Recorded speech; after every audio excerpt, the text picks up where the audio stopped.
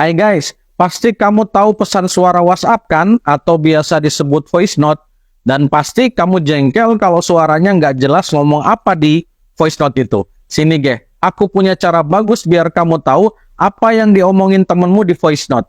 Yaitu merubah voice note menjadi teks di WhatsApp. Mau tahu caranya?